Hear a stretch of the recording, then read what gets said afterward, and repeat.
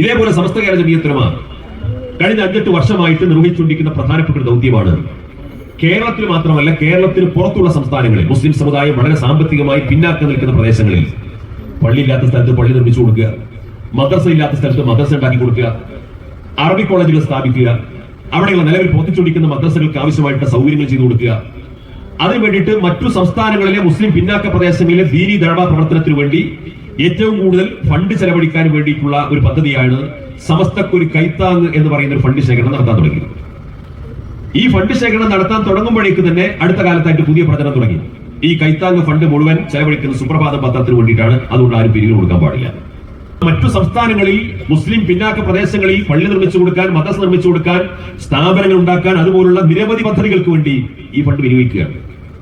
എന്നിട്ട് സുപ്രഭാതത്തിനോടുള്ള വിരോധം പറഞ്ഞുകൊണ്ട് ആയിരക്കണക്കിന് പാവപ്പെട്ട പിന്നാക്ക പ്രദേശങ്ങളിൽ ജീവിച്ചുകൊണ്ടിരിക്കുന്ന മുസ്ലിം സമുദായത്തിന് 4 അക്ഷരം പറഞ്ഞു കൊടുക്കാൻ വേണ്ടി ഉപയോഗിക്കുന്ന ഈ ഫണ്ട് മുടക്കാൻ വേണ്ടി നടക്കുകയാണ്.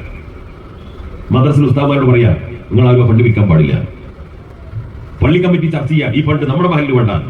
ഇവർ 4 ആളുകൾ മുടക്കി കഴിഞ്ഞാൽ മുടങ്ങുമോ? എന്താ അവസാനം സംഭവിച്ചത്?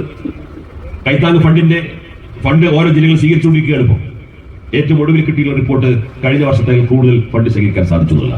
അതുകൊണ്ട് അതാണ് ഞാൻ പറഞ്ഞത്, എതിർപ്പുകാരോട് നമുക്ക് വിരോധമില്ല. അവരിങ്ങനെ എല്ലാ കൊല്ലം ലൈവായിട്ട് ഉണ്ടാവണം നമ്മുടെ കുട്ടികളൊന്ന് ആവശ്യം വിളിക്കാൻ.